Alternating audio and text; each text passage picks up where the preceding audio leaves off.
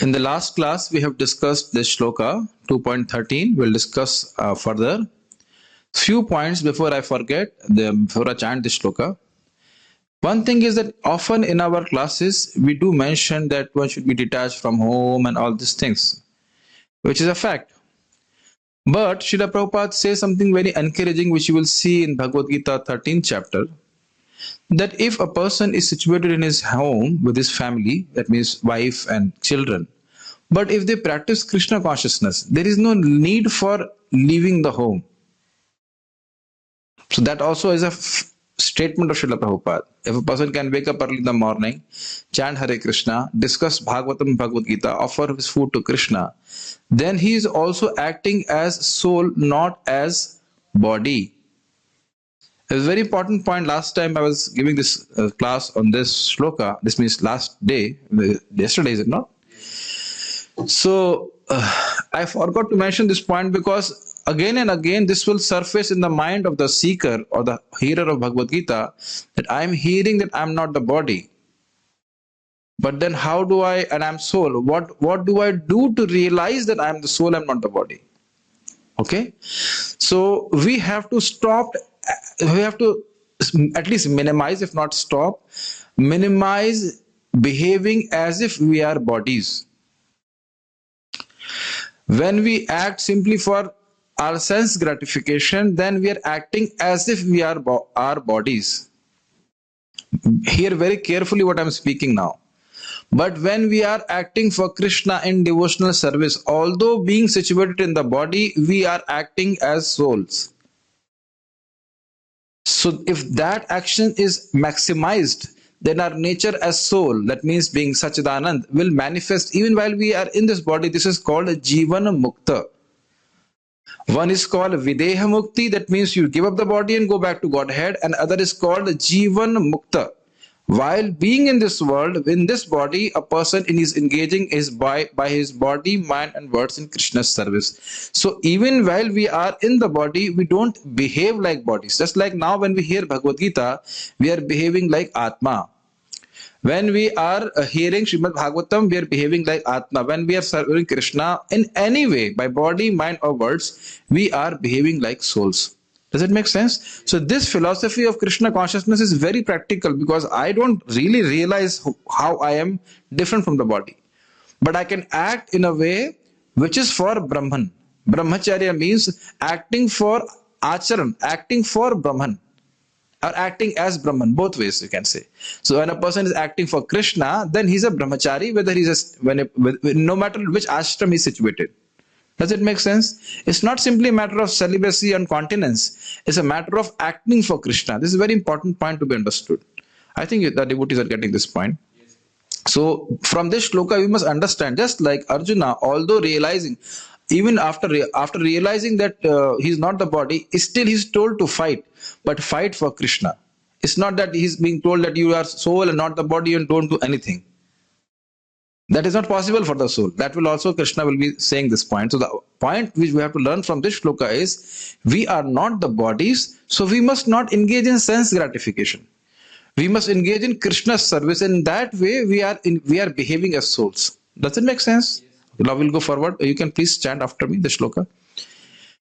Dehino asmin yatha dehe, Dehino asmin yatha dehe, Kaumaram yauvanam jara, Kaumaram yavanam Tatha jara, dehantara prapte, Tatha dehantar prapte, Dhiras tatra na muhyati. Dhiras tatra na muhyati. I'll just revise what we have discussed in the last class. So just a little brushing up of what we have discussed.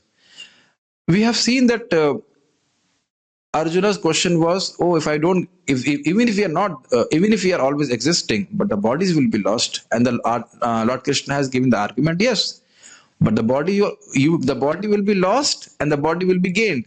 And that body which a person will gain, he will be happy with that body. So just like Yati Maharaj gave up old body and he got a new body and he was happy. Similarly, your grandfathers will be killed in this battle, but they will get a fresh youthful body, by which they will be happy. So still there is no question of lamentation. And then also we have discussed something about the Mayavad philosophy, where they say that there is one Atma taking the word Dehina, which is in singular, their argument is there is one Atma which got cut by avidya, parichinna, and is manifesting as a different soul, and then again they will become as one soul. But that has been defeated, that no, this is not possible like that. Atma cannot be cut because Atma is immutable. It cannot be transformed. You cannot cut it like Loki, it's like in two pieces. Loki, you understand? Well, Loki is cucumber. I don't know what is the English word for it. So you can't cut Atma like a vegetable and then again merge back it like that. It doesn't work like that. So now today we'll discuss, just read the translation of Srila Prabhupada. As the embodied soul continuously passes in this body from boyhood to youth to old age, the soul similarly passes into another body at death. A sober person is not bewildered by such a change. So now we'll read from page number 24, I believe it is 24. Please move on to 24. Yes. So they have given two possibilities, two explanations why there are varieties of jivas. One was that is one soul which gets cut, and another example and got cut and then manifests different jivas. And the other example was, or another argument was, that there is one Brahman which gets reflected as different jivas. Page number 24. So that argument will be refuted by Srila Baldev Vidyabhushan here. And it is impossible for that great formless Brahman to become reflected images, means jivas.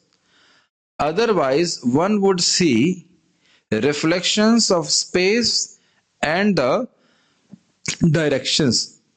What is the argument given here by Baldev Vidyabhushan Pad? Very simple. You can only see the reflection of something which has form.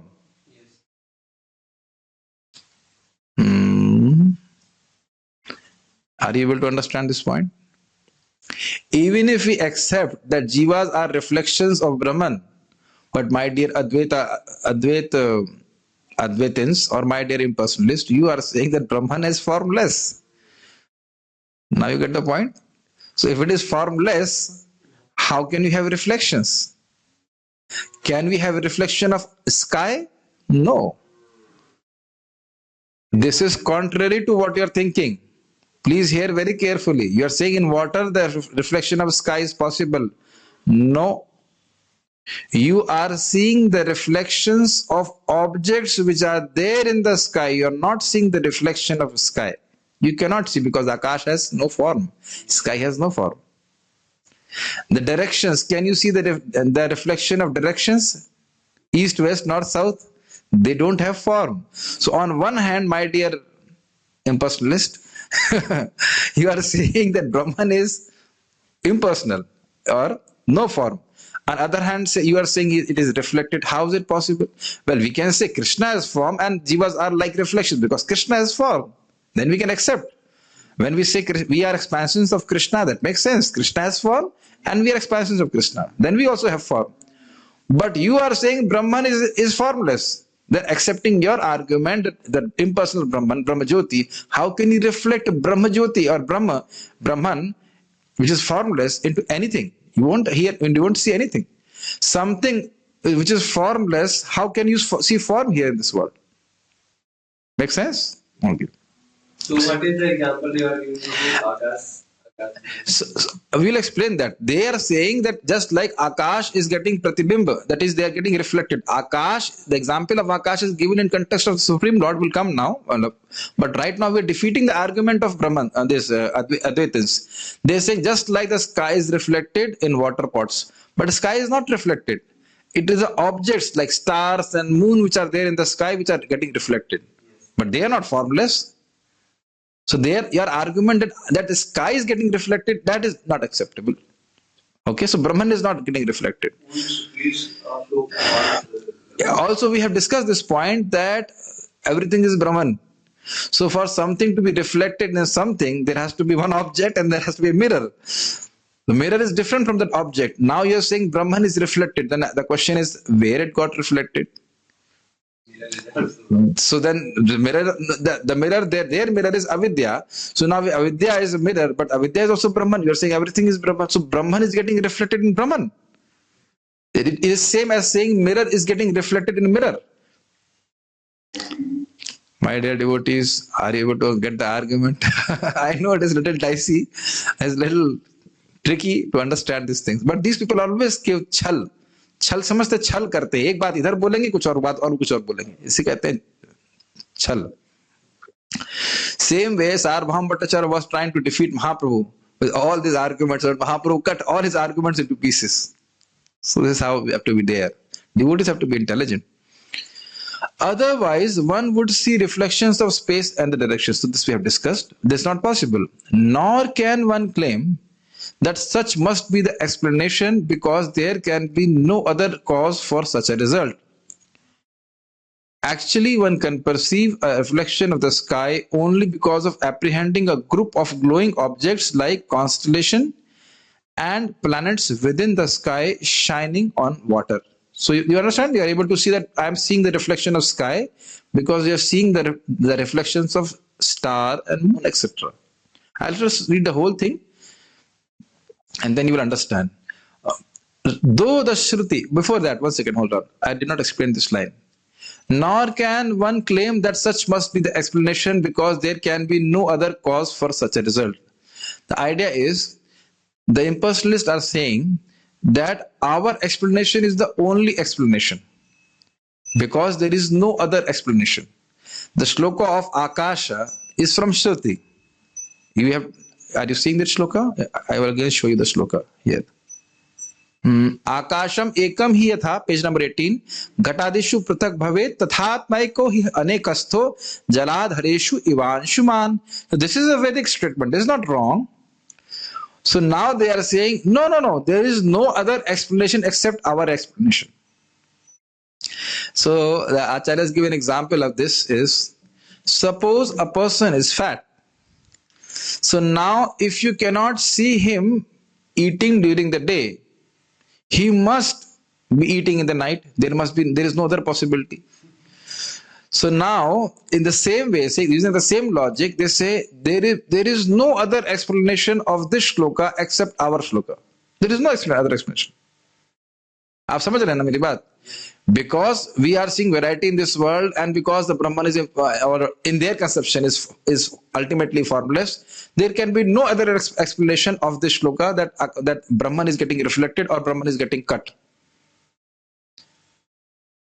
Seeing a result, their argument is that there is no other possibility of giving an explanation of this shloka of Shruti except our explanation. But is it true? It is not true. You are not the only one who discusses Vedanta. So this is the point which Acharya will explain now. Though the Shruti refers to Brahman as Akash in such statements as Akasham Ekam Hi, mentioned above, we have discussed the Shruti statement, this does not indicate a formless Brahman, but rather Paramatma. When the Shrutis speak of Paramatma as being like the ether or the sun, they are proclaiming the many functions of Paramatma. Thus, the word Akash used to describe the Lord with form is not contradictory. So now I'll explain this point. It is a very important point. The Lord Krishna himself speaks of this example in Bhagavad Gita 9th chapter. Yatha Akash स्थितो नित्यम वायु सर्वत्र गो महान तथा सर्वाणि भूतानि मत्स्थाने उपधारय. Just like the great wind is contained within sky, similarly all living entities are contained within me.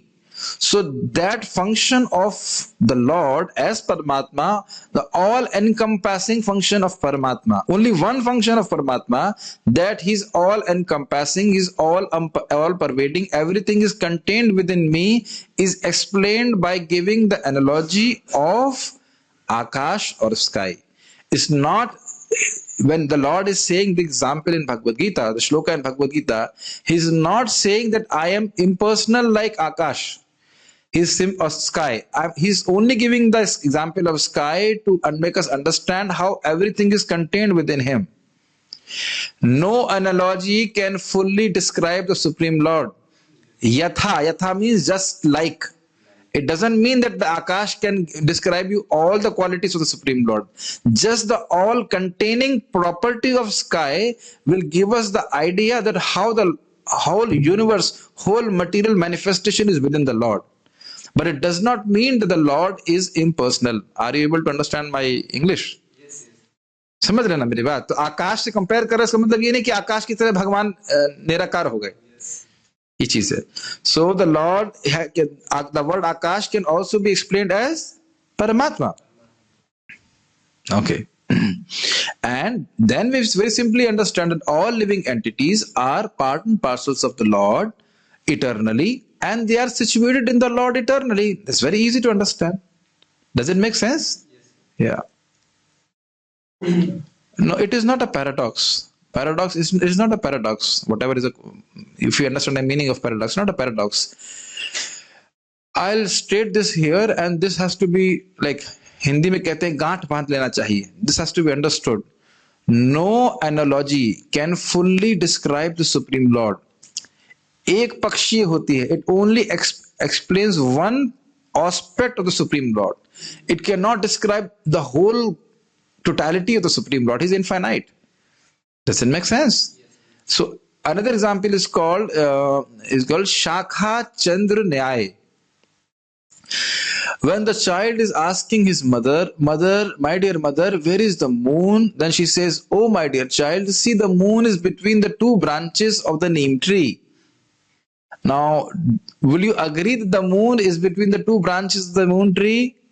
No. But to make the child understand, it has to be told that the moon is between the two branches of the neem tree. Are we not hearing this so many times? So nothing is, you cannot say, you say, what is the color of Krishna? I say blue. So, so you cannot say Krishna is blue. Whatever conception of blue we have, Krishna is transcendental to that. Okay? So like this. We go forward. So Akash is used to describe the Lord, with form is not contradictory. Also, just like the sky is containing everything, but the sky is not contaminated by any object which is contained within the sky. Similarly, the Lord is unattached to anything in this world, although the whole world is within the Lord itself.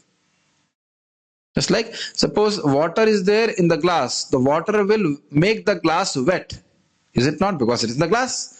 But the Lord is having the whole universe within him, but he is not contaminated by the universe.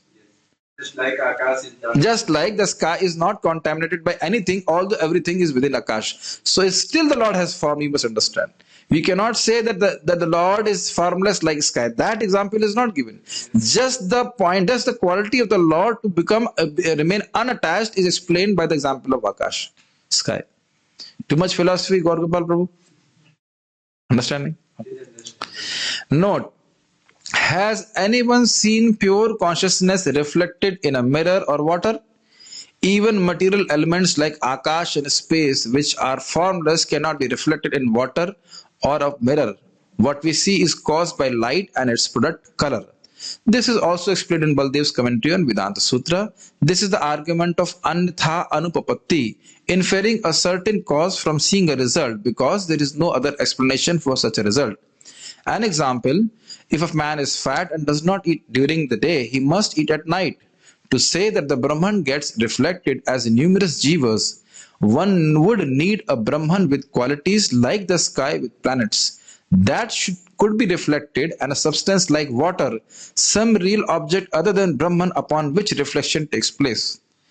So now this other argument was given, even if you expect the reflection point. So now this is very simple to understand. One part we have understood, that Akash part. So now second part is Anshuman, Surya. So we say Surya, and that means sun and sunlight. So sunlight is not sun, but is a part and parcel of sun. So that way we can understand that the constitutional position of Jiva, very easy to understand. Also, we can understand one another way that the Lord as Paramatma is reflecting himself or expanding himself in the hearts of various living entities. That also is their explanation. The Lord has form, like Surya has form, and he's reflected in various objects. So now that is not difficult to understand. In various water pots, the Surya is reflected. So what is the difficulty in understanding it? The Lord is expanding himself as Paramatma and is residing in the heart of various living entities. And still we know the Lord remains his individuality. That is not difficult to understand. That is logical. Yes. Even the existence of an instructor of oneness is an impossibility. That we have discussed earlier, so it will be easy to understand. Does he know the truth or not? If he knows the truth that there is only one Atma, then the existence of someone to teach will not manifest. If he does not know the truth, then he is not in the position to teach the knowledge of Atma because of his ignorance. Are you able to get this argument? This argument we have discussed earlier also, Nate Vaham Jatu Nasam in that shloka. If this dear impersonalist is saying that everything is one, you and me are not different, we are all one. So then the argument is, why are you teaching me? Are you teaching to yourself? We have discussed this, it's not? You are different, that's You are different, I am. So now, okay, now as soon as I am teaching you, then I am not situated in non-duality. Non-duality means I am not seeing that everything is one. So if I am not seeing everything in one, that means I must be covered by avidya, as per their argument. Then I am not a proper bona fide teacher. Samajh rahe na argument? I have discussed this previously also. I am repeating the same point is coming in the commentary, that if you are saying everything is one, my dear teacher, impersonalist teacher, you are saying everything is one, and everything is ultimately one. So, and only because of avidya we are thinking that we are different from each other. So, and you are saying your avidya has got destroyed. So then how you are teaching? You are seeing that you are teacher and I am student. So you are seeing duality. So that means you are not qualified for being a teacher. So this is the argument given. What is the question? Paradox. Yeah, okay. The argument that Brahman can be the subject of badhit anuvritti, residual appearance of duality after it has been destroyed by knowledge, has already been rejected. This again I'll repeat to make you understand this point. They give the argument, no. I am actually situated in non-duality. I am seeing everything as one. My avidya has got destroyed. Still somehow or other I am seeing duality. Now what is this? Either you say that avidya has got destroyed, either you say avidya has not got destroyed, but you guess somehow no, avidya has been destroyed, but somehow that it has not been destroyed, and this is all. You see now this is called wishy-washy. खिचपिच कर रहे हैं वो, clear argument नहीं है उन लोगों का. They are giving its own concept. देखो वो point क्या है? They are speaking lies. They have to establish something which is false. That's why it is difficult. And that's why only Lord Shiva could do it. Lord Krishna told that you please give this Mayavad philosophy so that people become materialistic. Anybody who's averse to Krishna will become materialistic. So that's why Lord Shiva did this thankless job. Although he himself, in one place he says that Lord, there's definitely a fact that between you and us there is no difference. But still, between you and us, there is big difference. So achinta bheda ved. You understand? We are a part and parcel of Krishna. That's like there is no difference between Surya and Surya Kirana. That means the light of the sun. But still there is a big difference between the light of the sun and the Surya, and the sun itself. So both has to be understood. Another example he says that tarango hi eva sagar naiva tarangah. The waves are definitely ocean, but He says like that. Definitely, you cannot say that you cannot separate the waves from the ocean. Hear it very carefully. This will make all your sleepiness go away. It's a very strong argument. Shankaracharya himself says, I heard from Maharajji, the waves are definitely ocean. You cannot separate the waves from the ocean, but ocean is not waves. Waves are definitely ocean, but ocean is not wave. हाँ, अब जब ये सोचेंगे ना, इसीलिए मैं ऐसे बातें बोल रहा हूं ताकि आप लोग सोचना शुरू करें, ताकि नींद नहीं आए. Ocean is not a subset of wave. Wave is a subset of ocean. Wave is a part of ocean, but ocean is not simply waves. Where is my prasadam? This is too much. I think you are not understanding. Very simple form. You cannot separate the wave at any time from the ocean. Similarly, the living entity can never be separated from Krishna. But still the living entity is an eternal servant of Krishna. Bhed abhed prakash. Bhed abhed prakash. We are individual, the Lord is an individual, but we are also Sachidanand, He is also Sachidanand. Just like Prabhupada gives example, a drop of sea water has the same qualities as the water of ocean. But still you cannot drown in the ocean of that drop. But something very encouraging, Prabhuji, kuch to encouraging batao. Hum chote hain, naganya hain, insignificant hain. Tell us something encouraging. Yesterday Maharaj was explaining this point. I also have read this before. Although the living entity is very small and insignificant, but it has the capacity to experience infinite happiness. Now you're happy? We are very insignificant. 1 by 10,000 the tip of a hair. But we have the capacity to experience infinite happiness, and that can only be experienced when a person is situated in love of God. I think the devotee is understanding this one. Brahma Sakhyam tu Anantam. This is also very amazing. We are insignificant, but we can experience infinite. And this is also a point, unless we experience infinite, nothing finite will satisfy us. So my dear devotees, I hope you are still awake with all these words. We'll go forward. Purport of Srila Prabhupada. Since every living entity is an individual soul, each is changing his body every moment, manifesting sometimes as a child, sometimes as a youth, and sometimes as an old man. Yet the same spirit soul is there and does not undergo any change. This point is clear to devotees or not? That none of us are changing. Since the childhood, we are the same rascals. Forgetting Krishna, not listening to Krishna. No. They are devotees, minded devotees. I just make a joke to make you awake. So we are the same person. Do you feel, Shyam Murari Prabhu, that you have changed? No. Always.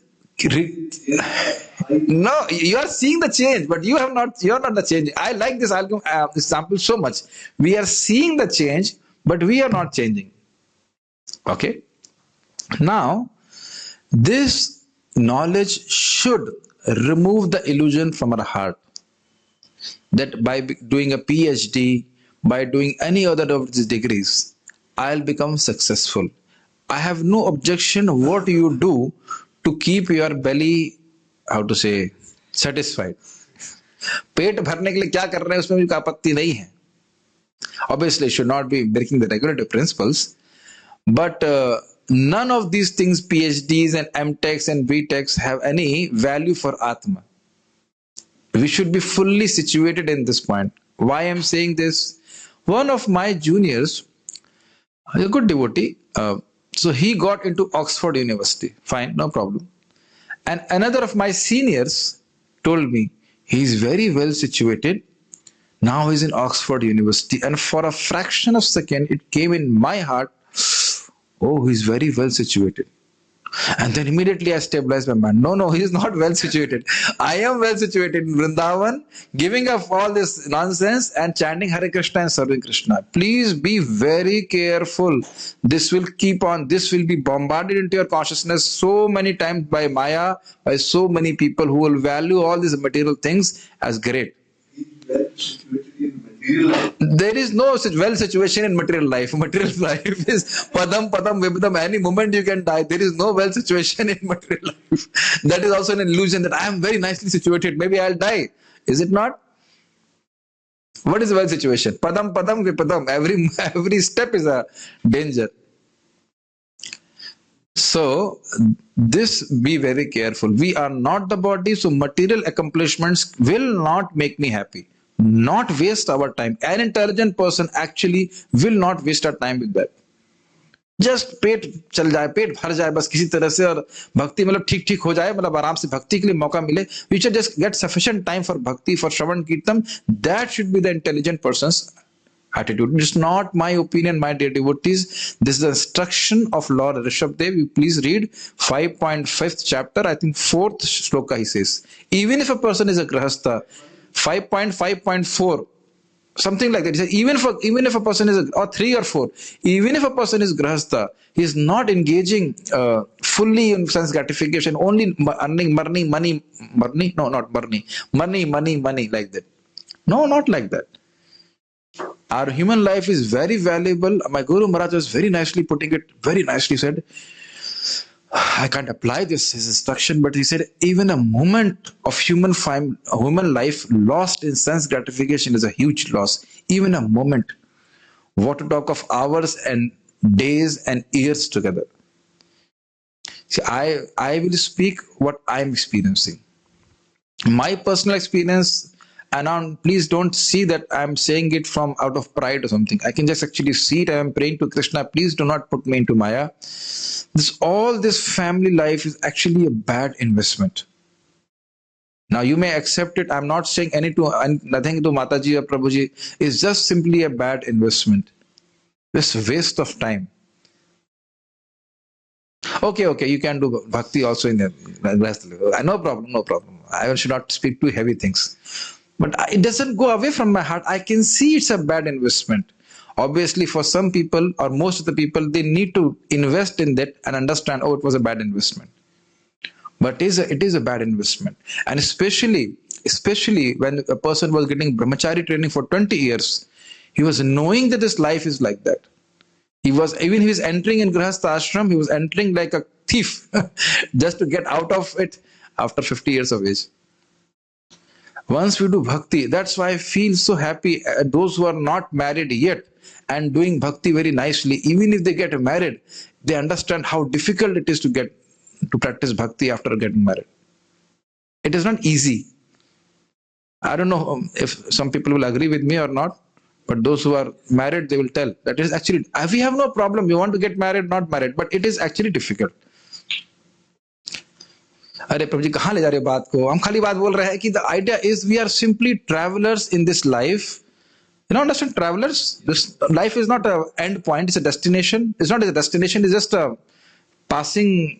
कुछ साल में मर जाने वाले हैं. कुछ few seconds. ऐसे life is simply so many breaths. It's going to get finished. So our goal should be how we can systemize our life so that I can realize my swarupa as soon as possible and have sufficient time to exclusively focus my mind on this.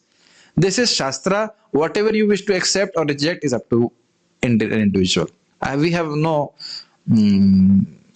nothing to say on this point. We are here to tell you what is there, but we are in a very bad place. It's not a nice place.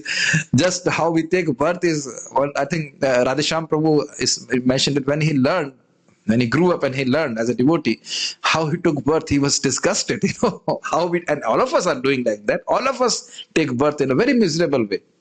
Very miserable way. And you can read in 3rd canto Srimad Bhagavatam how that misery is there. So there is a serious thing that we want to stop death. Stop birth. Because if there will be a birth, there will be death also. Yes, so death anyhow we have to face, but we have to stop birth.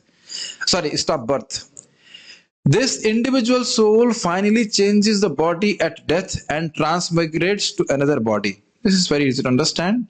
And since it is sure to have another body in the next birth, either material or spiritual, there was no cause for lamentation by Arjuna on account of death, neither for Bhishma nor for Drona, for whom he was so much concerned. Please try to understand. Let me read this and then I'll explain it. Rather, he should rejoice for their changing bodies from old to new ones, thereby rejuvenating their energy. Such changes of body account for varieties of enjoyment or suffering according to one's work in life. Before I go further, I'll explain this point, what Srila Prabhupada explained here. You see, the result of this war was very auspicious. Auspicious? Yes. Bhishma Pitama himself says, Hata Gata Swarupam. Anybody who died in this battlefield of Kurukshetra, because Lord was present there, they all went back home, back to Godhead. So, and also because it was a Dharma Yuddha, anybody who would fight in this war will at least go to Swarga. So in both situations, they are old now, their body is debilitating, is getting old. So now if they get a young body by which they can enjoy nicely, that is good. And if they go back to Godhead, that is very good. And if they go to Swarga, that is also good. So there is no cause for lamentation of the body. Okay, but it does not promote suicide. Suicide is in mode of ignorance. Then we don't get a good body. Then we become a ghost, bhoot. Please hear very carefully. If somebody commits suicide, then he becomes a ghost. So we are not promoting suicide. So we should not do that. Okay, because this is not our body. It's a gift of the Supreme Lord. I was reflecting upon this point. His Holiness Radha Govind Maharaj very beautifully has put it. The Lord is loving us so much, we the human beings, particularly because He has given us a vehicle, this human body, by which we can realize Him first. And on top of it, He has given us, especially me, you, all the devotees, association of Vaishnavas by which we can actually know how to realize Him. Even if a person has got a human form of life, he does not get association of devotees, he won't realize God. But on top of it, it is a gesture of extreme love of the Lord that He has given us first human form of life, second association of devotee, and third a little bit of inclination to take advantage of association of devotees. We should be very happy with this. Human form of life, association of Vaishnavas, and a little bit of inclination to take advantage of association of Vaishnavas to realize our Sarupa. It's an extreme mercy, and still a person does not realize them, does not utilize it. Very unfortunate. Yes, Mahaprabhu said that we cannot attain Krishna simply by dying, but by doing bhakti. So there is no cause of lamentation for any of these people. Rather, he should rejoice for their changing bodies from old to new one, thereby rejuvenating their energy. Then Srila Prabhupada explains this point, which we have discussed in the commentary. Such changes of body account for varieties of enjoyment or suffering according to one's work in life. Have we not discussed this point in the explanation of the word adhira? The word adhira was explained in the way that a person who's dhira, or intelligent, self-controlled, he knows that everybody is getting his body as per his karma and nothing can be done about it. And as per their subhav, they are acting. So you see now Srila Prabhupada is explaining this point. So there is no question of lamentation. So Bhishma and Drona, and the point is you can't do anything about it. That's a fact. जिसका जो कर्म है उसको भोगना पड़ेगा. हाँ, only thing what we can do is bhakti. When we chant Hare Krishna, then karma get destroyed. Karmani nirdhati kintu cha bhakti bhajam. A person who actually do bhakti, that person's karma gets destroyed by Krishna. But no other way. But subtle point. So Prabhuji, why we have fever if karma got destroyed? Why we have maybe some people's wife may leave them or die like that? Why we have suffering? Hear very carefully, my dear devotees. The Lord destroys the karmas which are not good for your bhakti. But He does not destroy those karmas which are good for your bhakti. This may be good or bad, both, is it not? So this is not karma, this is Krishna karma, this is Krishna kripa. This is what a devotee understands. Just like Richa Mataji is an astrologer. She saw my chart that I am supposed to be sick, is it not? In this time, but I am not sick. I am healthy. Krishna's mercy, I am healthy. I'm fully healthy, no problem, nothing. I'm fully healthy. Yes, I'm fully healthy. So this is not giving any trouble to my whatever devotional service. So Krishna destroyed it. I can see it. I am supposed to be an officer. In my chart is written. But my parents did not know that I am supposed to be an officer in ISKCON. That they did not know. So being an officer in ISKCON is not difficult, is it not? You can serve Krishna nicely. Does it make sense? So I am seeing in my life that whatever things are good, Krishna is keeping. Whatever things are bad, Krishna is not keeping. Just like I had an accident and got cut maybe 4 or 5 years, I don't know, 8 years back. And my wrist was like kind of, I don't know, it was not broken, but it was having some pain. So one devotee said, now you won't be able to play Mritanga again. Oh, and I go, thank you for the advice. But then by Krishna's mercy, I was okay. And then now you see, every day I'm playing Mritanga. This is very nice experience in my own life. I had dengue fever, and within 3 days, without taking any medicine, one of my Mali came, Prabhuji, do you drink this, what is that, Giloy juice? I drank that Giloy juice, and 3 days after I was standing in Mangalarati. So I am personally seeing in my life, so much has to come, but it comes very less, very, very less. I'm convinced of this, 100% convinced. Very less comes. Self experience बहुत कम आता है. so उसमें भी रोने के बाद it's like a father sometimes give neem juice and sometimes give sweet cakes to the child. So this is all affection of the Lord. I must have committed some offense, so I get some little bit accident, but I'm not dying, is it not?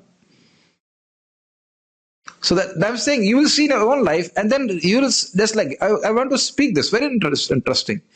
If Dhruv Maharaj was not, if the stepmother of Dhruv Maharaj would not have misbehaved with Dhruv Maharaj, he would have not been, his name would have not reached the pages of Srimad Bhagavatam. Can you imagine if your name is in Srimad Bhagavatam?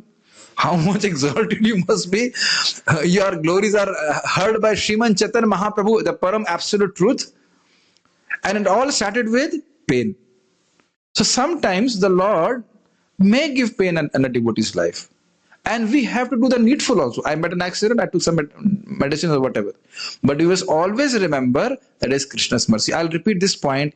If there is some suffering coming in the body or in the mind, we have to do the needful.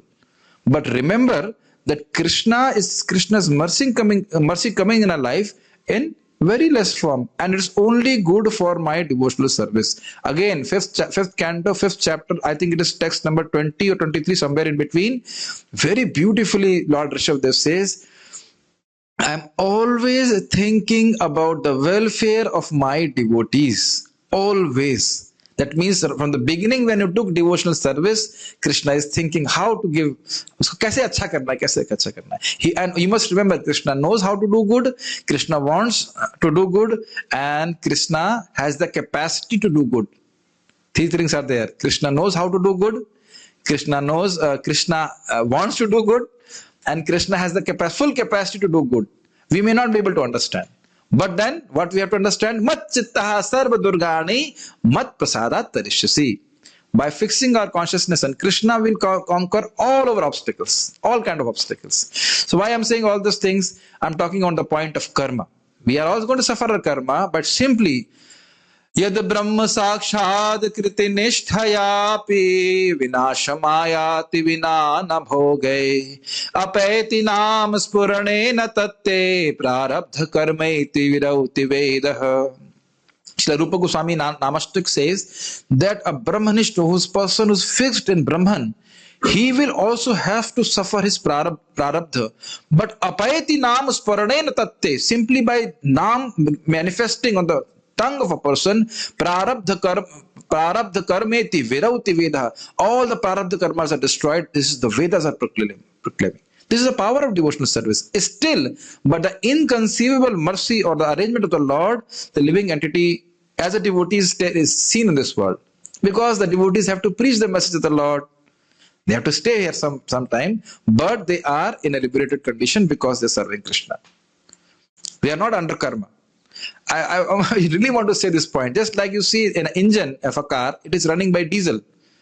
But then the engine can be changed to run by petrol. So externally you may say the car is still running, but now it is not running by diesel, it is running by petrol. So now what a devotee can do or is doing is by the mercy of Lord, not by karma. Make sense? Okay, I'll go forward. I want to complete this shloka today. So we'll take up the questions later on. I want to complete the shloka today. So Bhishma and Drona, being noble souls, were surely going to have spiritual bodies in the next life, or at least life in heavenly bodies for superior enjoyment of material existence. This is very clear. So in either case, there was no cause of lamentation. Any man who has, before if you read this, as a devotee, don't you have this consolation? अरे भाई भक्ति का consolation prize स्वर्ग है. Even if a devotee falls down, at least he gets स्वर्ग as his consolation prize. So what is the difficulty in not doing bhakti? भक्ति करने में क्या दिक्कत है? Even if even a person does not go back to God, at least he becomes something somewhere in Swarga, he'll enjoy there, and then come back, or at least he will take birth in devotee's family. Simply by taking prasadam once in your life, once, you'll get human form of life. Can you see? And then what if you take prasadam every day? I'm just talking about prasadam because this prasadam time coming now. You cannot imagine the glories of devotional service. Powerful. Any man who has perfect knowledge of the constitution of the individual soul, the super soul, and nature, both material and spiritual, is called a dhira, or a most sober man. So we must have that education. Then only we become dhira. This is very interesting. What is matter? What is soul? What is Krishna, super soul? What is the spiritual energy? What is the Hladri Shakti? All those things a person has to understand. Then he does not become bewildered. Such a man is never deluded by the change of bodies. Very simple. So that's why spiritual education is needed. Otherwise, we simply get bewildered by these things. I have become old. What will I do? My bhakti, this and all that. These also arguments are heard by some people.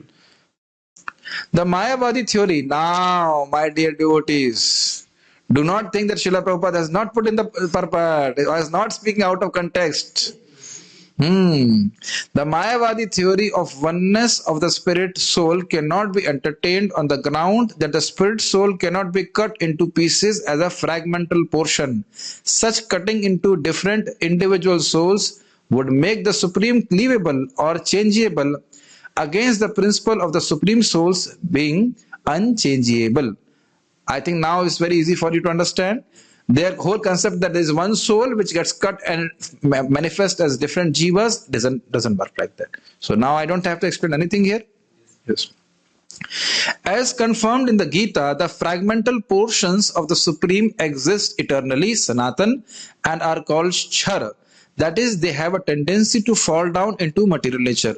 What is the shloka, 15th chapter? Mame vansho jiva loke jiva bhutah sanatana manashtani indriyani prakritisthane karshati. All the living entities are eternally my fragmental parts and parcels. Fragmental means that we are always an individual. The Lord is an individual, but eternally. And we are eternally related to Him.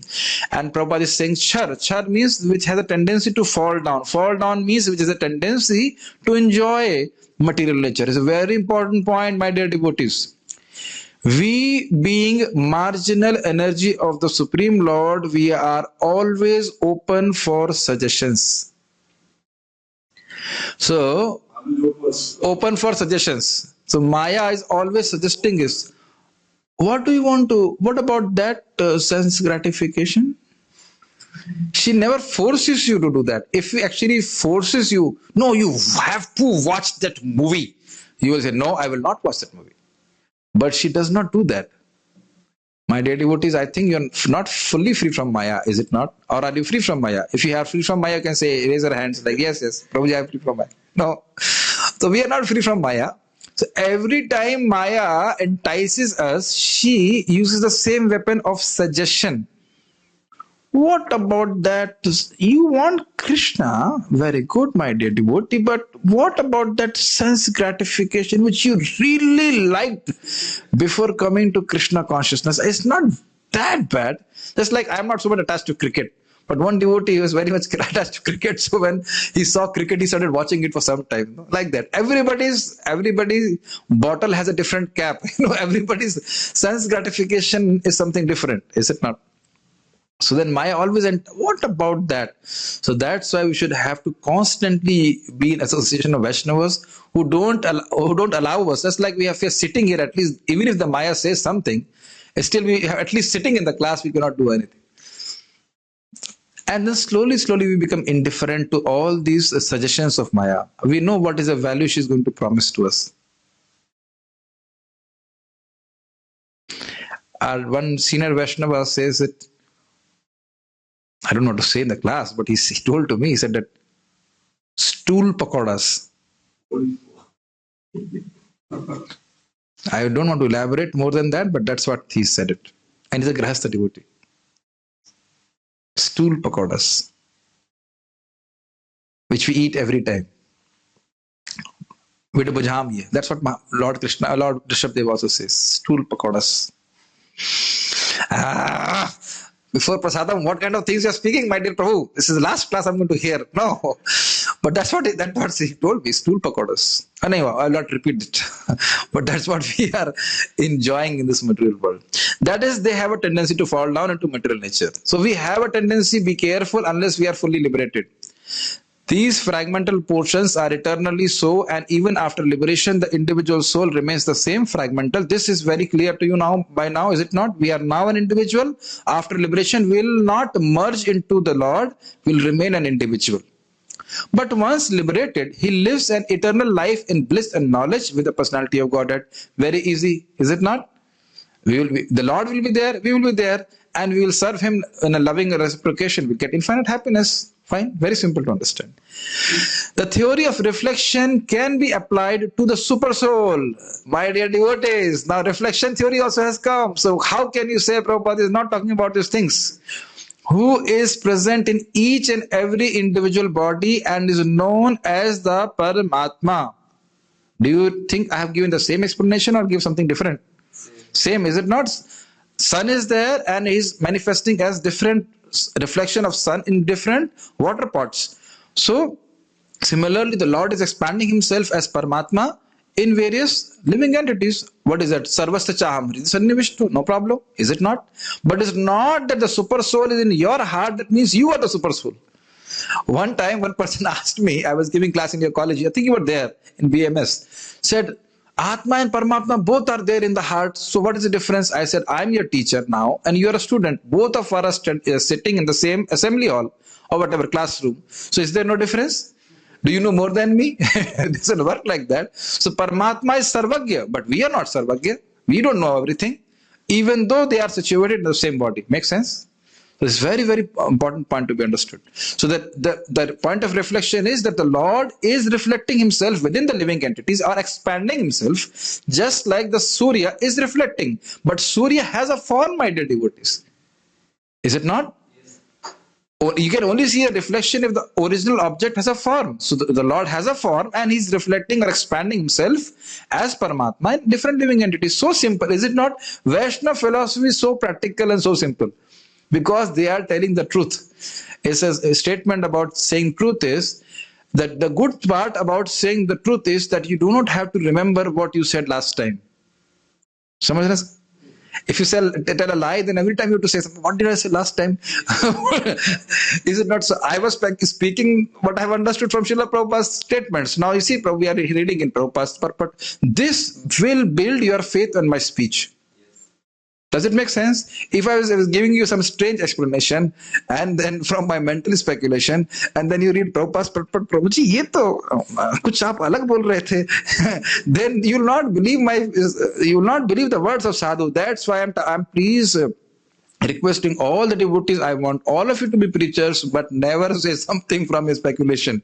Because if they hear you what is different, you are speaking something and Shastra goes elsewhere, don't think everybody is foolish. They will find out in the Shastra, then they say, nah, this Prabhu is bluffing us. Maybe you can say, this is my understanding. And if there is a higher understanding by some superior Vaishnava, I'm ready to accept. That's fine. But that's like one devotee was giving class to the students and they asked the question, she could not understand and she asked me. That's very nice. And then I gave her actually the explanation which Mataji gave was correct regarding Brahmaji and Naradji. And then I further elaborated on it and then I gave her the reference. You see the reference. This is the way we teach to anybody. Then they will have faith, this Prabhu or Mataji is teaching us correctly. Make sense to you? Yes. Well, give me some time to finish this. Just like suppose if you ask somebody direction, where to go, And if he tells you a wrong direction, and then you actually see the street sign that whatever Vrindavan is in this direction, then you will never ask that person again, where is the direction, or where I should go to Vrindavan, which direction is Vrindavan. Does it make sense? So be very careful in speaking what we are speaking. You may lead a person to Krishna or away from Krishna. Can we see the responsibility of what we are speaking? We can, before I go further, I just now heard, very interesting. Just like our dear devotees have started a kids zone. Fine. So now the kids, any kid can come in the class or not? 5 year, 6 year, 8 year, 9 year, 10 year. My dear devotees, kid zone coordinators. But can any teacher teach the kid zone? Can a karmi teach the kid zone? Our kid zone, devotee kid zone. So you see, the person who's hearing, not much qualification is needed. But the person who's speaking, very much qualification is needed, especially about Krishna. So one must hear very carefully, one must understand, and if there is some doubt, you again ask. There's no problem. But don't teach wrong. And if suppose you have taught something wrong, then correct yourself. You remember in Bhagavatam, I was a little bit bewildered and not understanding properly that Lord is not knowing everything, but he wants to know, then he can know. It was not a proper explanation. And the next class, I immediately corrected myself. No, the Lord is knowing everything. The only thing is that he is detached from this knowledge. He knows what my bad desires are, but he's detached from it. That is a proper explanation. Makes sense to you? We can make mistakes sometimes. That's a fact. But we should immediately think about it. No, I made a mistake. I should immediately rectify it. That also helps you to build the fit. हो जाता है कभी-कभी वाणी से निकल जाता है गलत बात. Sometimes there's a slip of tongue also. But still we have to be as far as possible clear. I have learned this from Radha Govind Maharaj Ji and His Holiness Vrindavan Chand Maharaj. If you ask them a question, if they don't know the exact answer, they will say, we'll read and tell you. I'm talking about Vrindavan Chand Maharaj. Maharaj Shri have not asked so many questions, but especially when Maharaj have seen, if he does not know the exact answer, he says, I'll see the reference and then tell you. Or he will tell you the reference where you can read it. Make sense? Okay. I'll just finish this. When the sky is reflected in water, the reflections represent both the sun and the moon and the stars also. The stars can be compared to the living entity and the sun or the moon to the Supreme Lord. The individual fragmental spirit soul is represented by Arjuna. The Supreme Soul is the personality of Godhead Shri Krishna. They are not on the same level, as it will be apparent in the beginning of the 4th chapter. If Arjuna is on the same level with Krishna and Krishna is not superior to Arjuna, then their relationship of instructor and instructed becomes meaningless. What is explained in the 4th chapter is that Krishna says, Bahuni me vatitani janmani tavacharjuna tanyaham veda sarvani natvam vetat parantapa. Oh my dear Arjuna, there have been so many births of you and mine. I remember all of them, but you don't remember. Make sense? One devotee made a small joke. What is the birthday of Arjuna? The birthday of Arjuna? He said 4th June. Birthday of Bodhi. No. It is really funny. 4th June. I said, how? He said, Krishna is saying this, Bahuni me vatitani janmani tav charjuna. Your janma is charjun. Our Pranath Prabhu was really funny. And he has a little funny explanation of that shloka. So he says Arjuna was born on 4th June. Anyhow, this is not Sanskrit. Devotee just play around with the Sanskrit. But anyhow, so the Arjuna was forgetting, but Krishna is not forgetting. If both of them are diluted by the illusory energy, then there is no need of one being the instructor and the other the instructed. Have we not discussed this point also?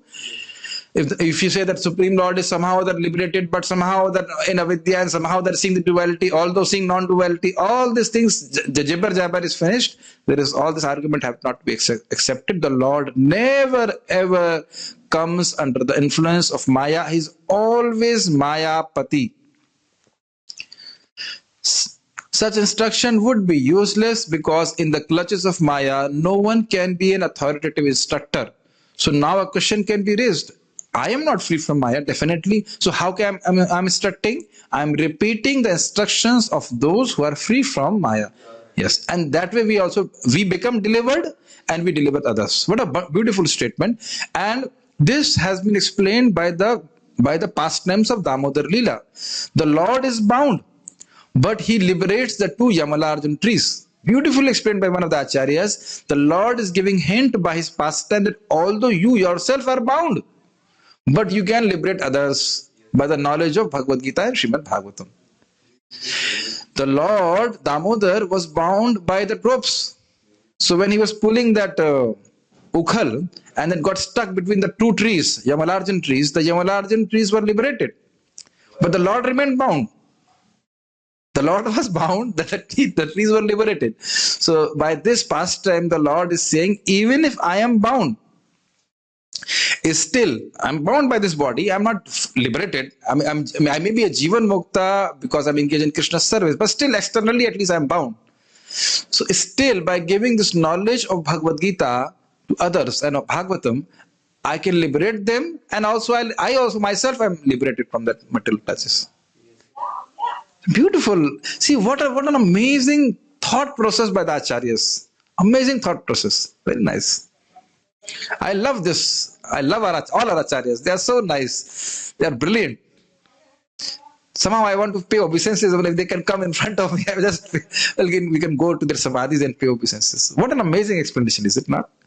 Under the circumstances, it is admitted that Lord Krishna is a supreme Lord, superior in position to the living entity Arjuna, who is a forgetful soul diluted by Maya. So we must understand this point will come again and again. We must understand the Supreme Lord can never become influenced by Maya, and the living entity is prone to Maya. So the Supreme Lord is instructor, but by Swarupa, the living entity is transcendental to Maya. Okay. Any questions for my dear devotees? Okay. No. We have no question. You have a question? You have a question? Yes. But you are situating yourself in Pakistan. You have to come to Hindustan. You're staying so far. Yes. When we have some desire, lusty desire or something, is it inspired by Paramatma? Is it by Maya Vidya? Very nice question. If we have lusty desire in the heart, is it inspired by Paramatma or by avidya? You see, it's a very beautiful question. This will be again answered in the coming shlokas. You see, from beginningless time, we have been associating, we have beginningless ignorance, beginningless avidya. So by which we have a desire to enjoy material nature. So now those impressions are there. They are just impressions. Hear very carefully. This will again come in the commentaries. They are just impressions. What is lust? But as soon as we join our free will with these impressions, they become kama, material desires. Our free will to serve Krishna. We have a free will, we have a desire. So the desiring potency is within the Atma. So as soon as by its own potency, the Atma is joining it with the sanskars which he has previously, then it manifests as calm. And then we behave as per our lusty desires. We have control. Yes, we have a control. That's what we learned. That our sanskar and swabhavas are dominating us and they're causing us to be attracted or repulsed by certain objects. Makes sense? So now, if we do not hear from sadhus and devotees, we will behave in that way. But learning from scriptures, even if these lusty desires are there, or sanskars are there, we don't use our free will to give power to these impressions. We use our free will as per Shastra, as per the instruction of the Lord. Just like all of us, you must be hungry. Is it not? But it's not that if you're hungry and something which comes in front of you, which is not offered to the Lord, you will eat. Although within our desire, in our heart, we may have a desire, oh, this rasgulla is very nice.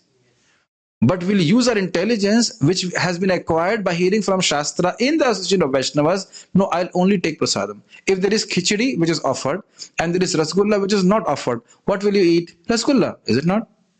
Yes. No, we'll take khichdi. You are thinking about rasgulla. Prabhuji, I was thinking so much about rasgulla, I forgot about your argument only. No, a devotee will not take. Is it not? Even a small kid, the daughter of my sister, she's always asking, is it offered? Is it offered? Is it offered or not offered? Small kids, even the smaller or small daughter, she does not even know how to speak. She's also learning how to offer food to Krishna. So by use of our proper free will, we can conquer over this lust. Make sense? Okay. We use our intelligence which has been given by Krishna. You have a question, Prabhu?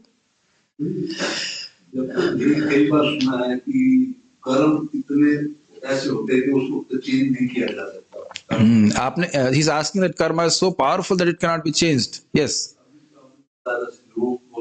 Yes, Srila Rupa Goswami says by chanting Hare Krishna, karma is destroyed. So what is the difficulty?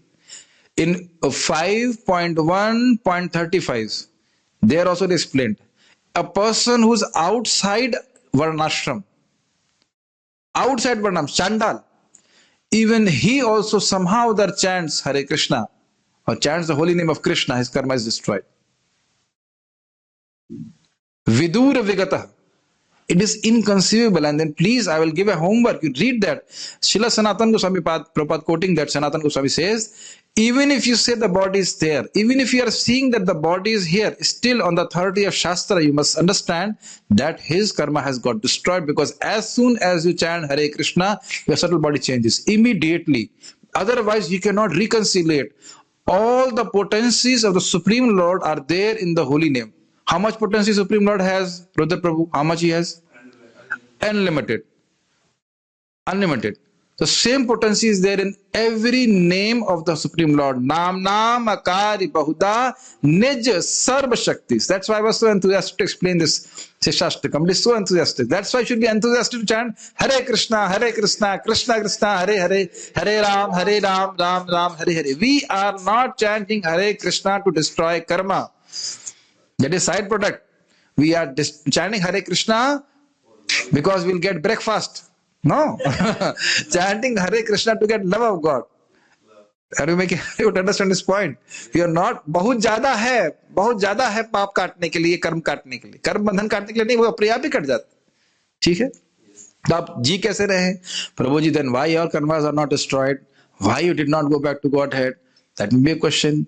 Then my question is, then whom you would have asked this question? So Krishna is putting me here for some time. At least I understand in this way, so that I can preach his message. I will just end with this. Gokarna, very nicely. Gokarna is speaking Bhagavatam. So his rascal, sinful brother got delivered and went back to Vaikuntha. So then he is reflecting, I am speaking Bhagavatam, I did not go, and this fellow went away. So then the Parshadas of Vaikuntha, they said, the Lord will come to take you. You are doing a devotee of the Lord, you are doing the message of the Lord, so Lord wants you to be here to do something. Lord will not preach. Lord is saying anybody who gives this knowledge of Bhagavad Gita to others will come to him. So he has to keep the devotees here for some time, and he makes sure some devotees always there. You see, Krishna is inspiring me this knowledge. It's not, I am the same IIT boy. It's not that IIT gives me intelligence. You may say, I may speak good or not, I don't know. But Krishna, I can very easily say, this is Krishna speaking through me. Krishna gives me intelligence to speak and do all those things. He was not giving me that kind of intelligence 13 years back or something. I could not understand any of this. This Gita Bhushan is there since 2004. I am understanding it only in 2018. So, Krishna is just using me as an instrument. So what is the difficulty in becoming chamcha or chamchi of Krishna, my dear devotees? No difficulty, is it not?